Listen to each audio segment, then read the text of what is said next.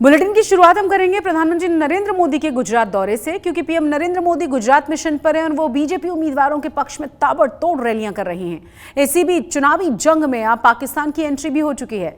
दरअसल पाकिस्तान के पूर्व मंत्री चौधरी फवाद हुसैन ने राहुल गांधी का एक वीडियो टैग करके सोशल मीडिया पर शेयर किया, जिसे पीएम मोदी ने मुद्दा बना लिया।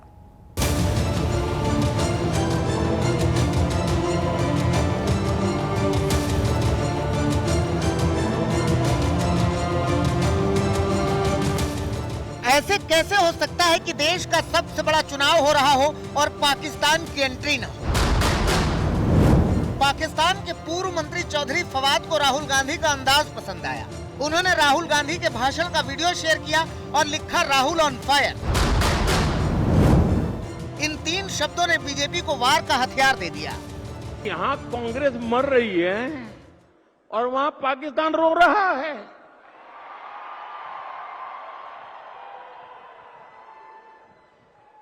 आपको पता चला होगा, कांग्रेस के लिए अब पाकिस्तानी नेता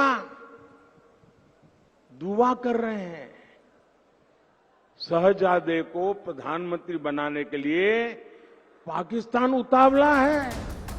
प्रधानमंत्री मोदी पूरी रो में थे। पाकिस्तान और कांग्रेस की ये पार्टनरशिप अब पूरी तरह एक्सपोज हो गई है। इतना ही नहीं, पीएम ने याद दिलाया कि कांग्रेस की सरकार आतंक के आकाओं से कैसे डील करती थी। कांग्रेस की कमजोर सरकार आतंक के आकाओं को डोजियर देती थी। डोजियर का मतलब है फाइल पे सारी जानकारियां इकट्ठी कर करके वो देते थे कि तुम्हारे लोग आए थे, ये उनकी फोटो है, यहां बम फोड़ के चले गए। तुम्हारे लोग आए थे, इतने लोगों को मार करके चले गए। तुम्हारे वो लोग आए थे, डोजियर देते थे, डोजियर। और फिर देश को बताते थे, हमने पाकिस्तान को डोजियर दे दिया है। डोजियर। और मोदी की मजबूत सरकार देखिए, डोजियर बोजियर में टाइम खराब नहीं करते।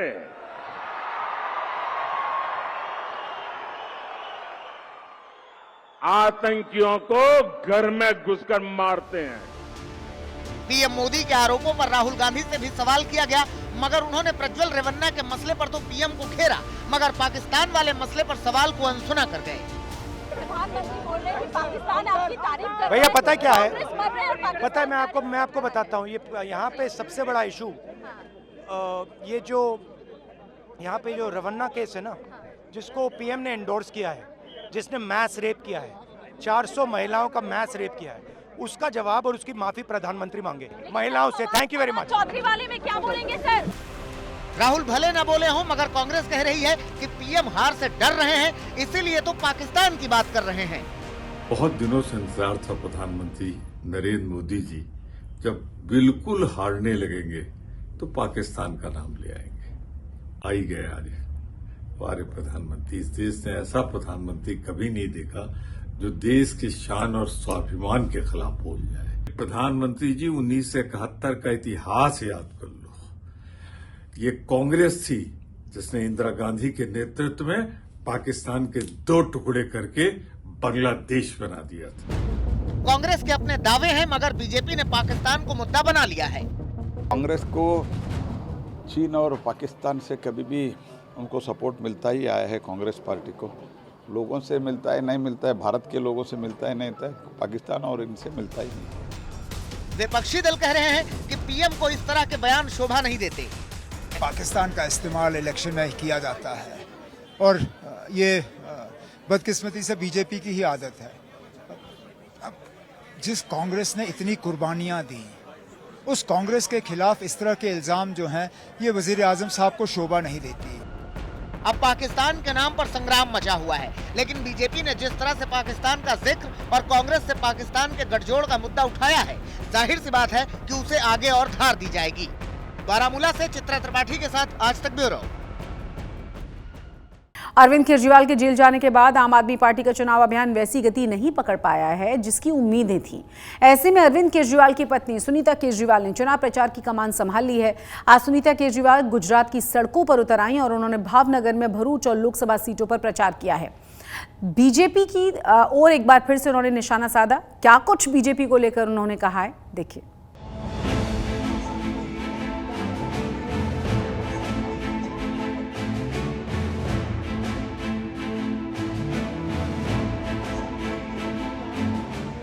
आप संयोजक अरविंद केजरीवाल के जेल जाने के बाद उनकी पत्नी सुनीता केजरीवाल लोकसभा के चुनावी रण में उतर चुकी हैं।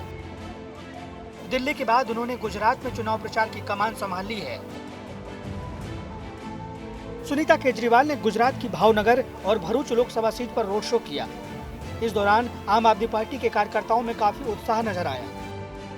आप कार्यकर्ता सुनीता केजरीवाल पर फूल बरसा रहे थे और सुनीता केजरीवाल हाथ जोड़कर सभी का अभिवादन स्वीकार कर रही थी।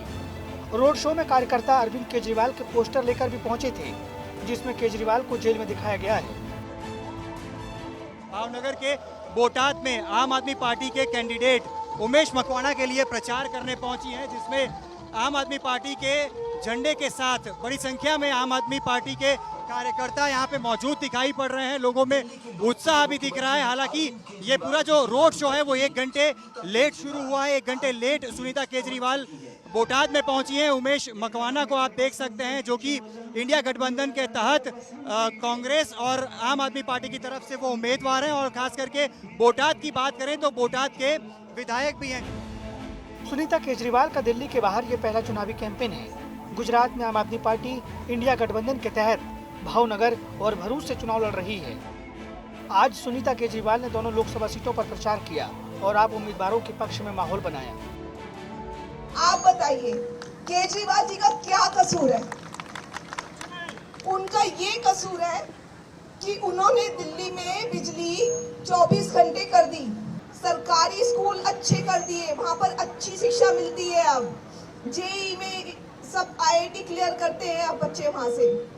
मोहल्ला क्लिनिक बना दिए जहाँ पे अच्छा इलाज होता है।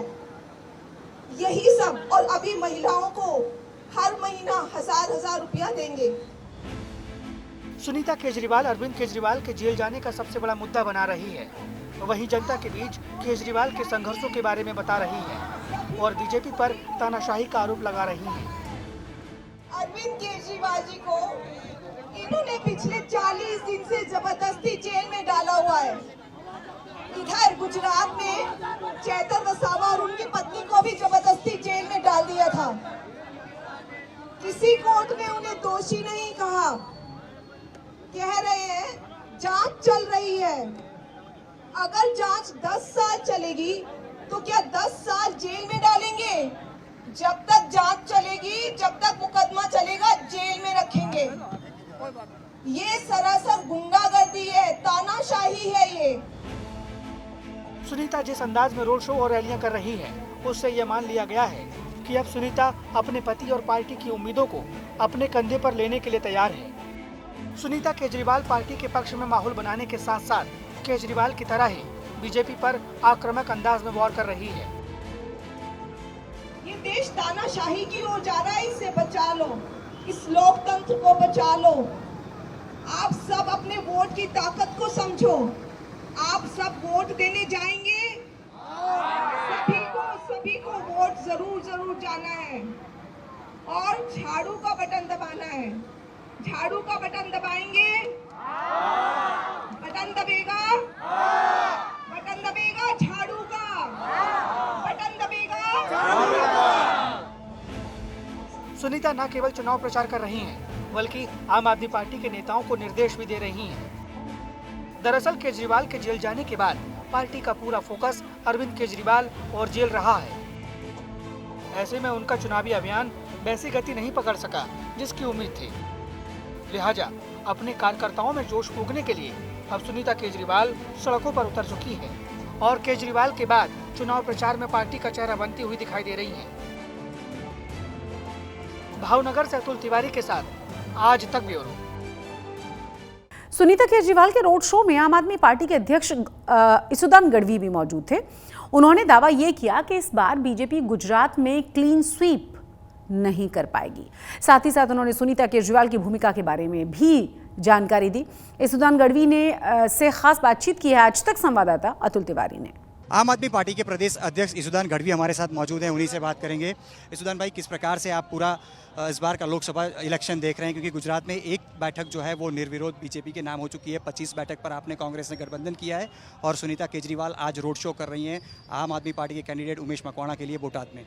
देखिए, अब भाजपा ने स्पष्ट तौर पर अंदेशा दे दिया है। जिस तरह से अंग्रेजों ने सूरत में अपनी पहली थाना स्थापित किया था व्यापार के नाम से, उसी तरह भाजपा ने पहला खाता सूरत से खोला, फिर वाया इंदौर चले, अब आगे जाएंगे।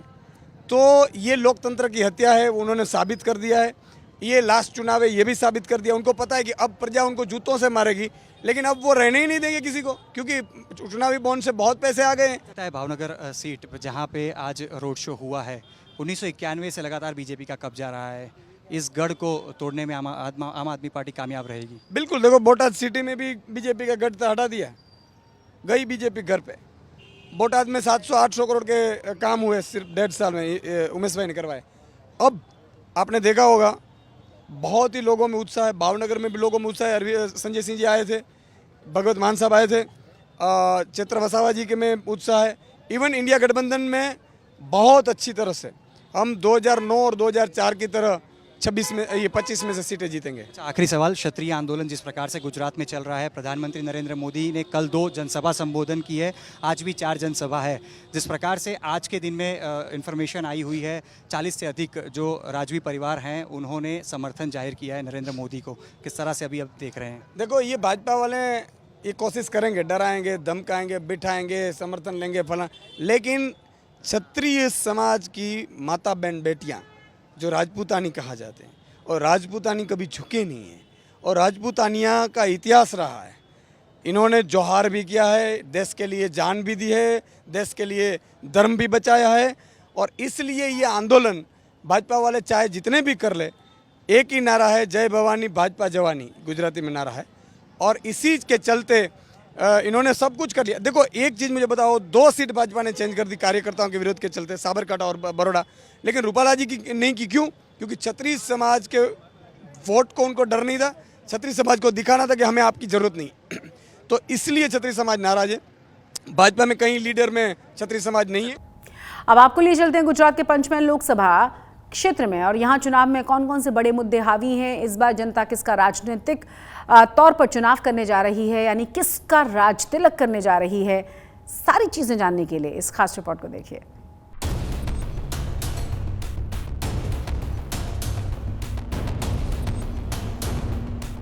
भाजपा का ही मॉल है, 6 लाख नहीं 7 लाख की लीड आएगी।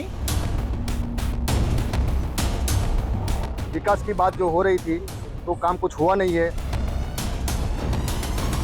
नहीं, बीजेपी का ही माहौल है, क्योंकि हमारा राम लौट आए है। 7 मई को तीसरे चरण में गुजरात में लोकसभा चुनाव होने वाले हैं।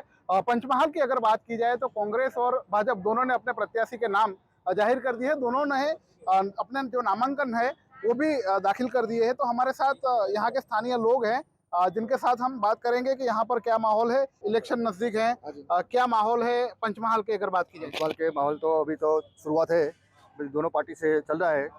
अभी पूरजोश में कैनवासिंग चालू नहीं हुआ है, पर इस बार विकास की बात जो हो रही थी तो काम कुछ हुआ नहीं है। फिर जो काम करेंगे वही आएंगे, ऐसा है। अभी क्या है, ये सरकार में जो बहुत सारे विकास की बातें की गई है लेकिन कुछ हुआ नहीं है। मतलब भाजपा के जो सांसद थे उन्होंने कुछ काम यहाँ पर नहीं, वो दिखे भी नहीं है। उन्होंने कोरोना में भी यहाँ आए नहीं है और कोरोना में भी कुछ काम नहीं किया हुआ है।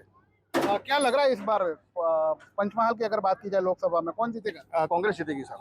क्यों ऐसा लग रहा है आपको? क्योंकि हम स्थानिक कालोल की बात करें साहब, तो आज भी कालोल में जो इन्होंने अगले विधानसभा में जो वादे किए थे वो वादों में आज तक साइंस कॉलेज का नहीं हुआ है। अभी भी जो हमारे एक्स विधायक थे अरविंद सिंह राठौड़ के गांव में देरोल में आज भी पानी की समस्या है। संसदीय क्षेत्र की अगर बात की जाए तो क्या बड़े मुद्दे हैं यहाँ पर? बड़े मुद्दे यहाँ सिंचाई के हैं, खेडूतों के हैं, व्यापारियों के हैं, बेरोजगारों के हैं, बहुत सारे प्रश्न हैं। प्रश्न ही प्रश्न है। बीजेपी का ही माहौल है। क्यों क्यों ऐसा लग रहा है? क्योंकि हमारा राम लौट आए है। अच्छा, बीजेपी जो है राम को लेकर आई है और इसीलिए यहाँ पर राममय माहौल है। आपसे पूछना चाहेंगे पंचमहाल लोकसभा की अगर बात की जाए, क्या स्थानीय मुद्दे हैं, कौन जीतेगा इस बार? इस बार तो लग रहा है पूरी 6 लाख की लीड से बीजेपी ही आने वाली है, क्योंकि आज कितनी साल बाद इधर ये कालोल तालुका को सांसद का टिकट मिला हुआ है। और बोले तो एक भाजपा ने एक युवा नेता को उम्मीदवार बनाया है, तो हमारे जैसे युवा उनके साथ है और पुरजोश में उनके साथ और सहकार से हम काम कर रहे हैं। और उनको पूरी लीड से जो मोदी साहब का सूत्र है 400 पार, वो हम पार करा के रहेंगे। आप क्या कहना चाहते हैं, क्या माहौल है यहाँ पर कांग्रेस भाजपा दोनों में से? भाजपा का ही माहौल है। 6 लाख नहीं 7 लाख की लीड आएगी और पूरे देश में भाजपा आएगी, हर जगह भाजपा आएगी। ये जो छोटे छोटे मुद्दे हैं, छोटे छोटे विधानसभाओं के, संसद के छोटे छोटे जो मुद्दे हैं वो सब ठीक बात है, लेकिन जो मोदी सरकार देश के हित में जो फैसले ले रही है, मुद्दे में काम कर रही है, जैसे 307 ले लो, 370 ले लो, कश्मीर का मुद्दा ले लो, राम मंदिर का मुद्दा ले लो। ये तो आपने जो बताया वो सारे बड़े मुद्दे हैं, देशव्यापी मुद्दे। लेकिन यहाँ पर पंचमहाल लोकसभा की अगर बात की जाए, क्या विकास हुआ है जो दिख रहा है यहाँ पर? विकास ही विकास है, सब विकास है, किसी को कोई दिक्कत नहीं है। बेरोजगारी की जो बात कर रहे हैं, जिनको कमाना है उनको हो ही जाता है कमाना अपना, जिनको रोजगार पैदा करना है खुद के लिए वो कर ही लेता है। तो ये सर बता रहे थे कि यहाँ पर सिंचाई के पानी की समस्या है और भी काफी सारे मुद्दे हैं यहाँ पर। नहीं, अभी जो इन्होंने बात की कि इस विधानसभा में जो सिटिंग एमएलए ने जो वायदे किए थे, देलोल की बात की इन्होंने, वहाँ पे फलिये में बोर की व्यवस्था की गई है, लेकिन अभी बोर में भी वहाँ पे पानी नहीं आ रहा है, तो उसके लिए उन्होंने आगे ग्रांट मांगी है। नर्मदा कैनाल से सीधा वहाँ पे पाइपलाइन थ्रू पानी आ जाएगा। क्या माहौल है, कांग्रेस भाजपा या और कोई भी है दमखम यहाँ पर? नहीं, यहाँ पे तो ओनली फॉर बीजेपी आएगी। 400 से ऊपर लीड मिलेगी पूरे। 400 तो पूरे देश की बात है। पंचमहाल की बात की जाए, क्या स्थानीय मुद्दे हैं यहाँ पे? स्थानिक मुद्दा तो इधर कोई भी नहीं है।